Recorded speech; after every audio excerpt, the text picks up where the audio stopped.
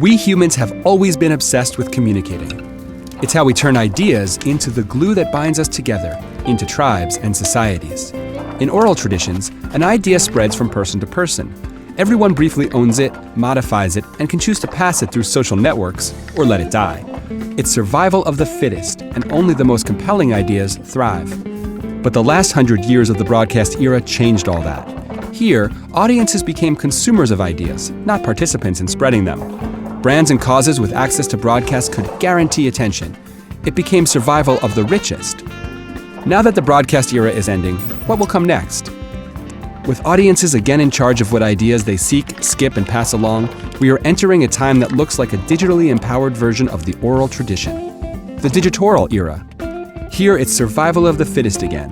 And what kind of ideas survive in any oral tradition? Stories. It's time we all became storytellers again. But how?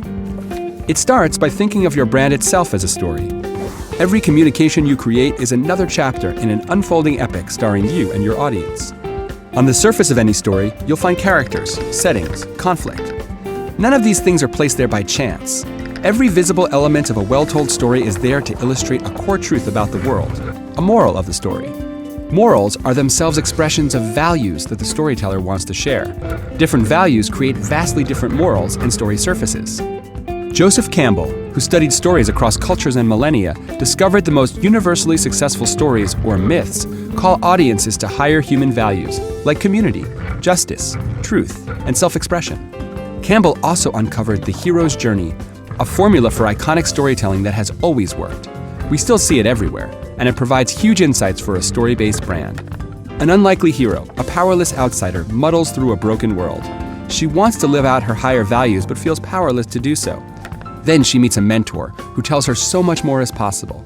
He gives her a magic gift and calls her to a dangerous adventure of self-discovery. On this adventure, she confronts the evil source of the world's brokenness and seizes a treasure with which she comes back to heal society. Audiences thrill to hear this story again and again. Brands can use this formula to become storytelling masters too. How? Start with the hero. This hero doesn't start out as the insider, the one with the power. She is an outsider to your brand. So she's not you. The hero of your story is your audience. So if you're not the hero, who are you? The mentor. You are the character that reveals more is possible. You work to connect audiences to their deeper values. You teach a core truth, a moral of the story, that provides hope to heal a broken world. Stop talking about how great you are and start telling stories about how great your audience can be. And give them a magic gift, something that makes the adventure you are offering seem likely to succeed.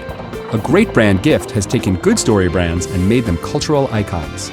Any brand can become a story brand by finding its relevance in its values, its consistency by building every communication around its moral.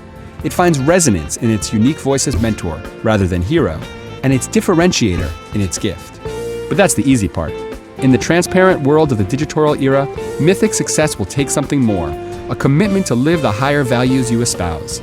Those that don't will lose credibility and their stories with it. Brands brave enough to live their values will reach iconic status and light up the digital landscape. They will tell the stories and create the myths that will win the story.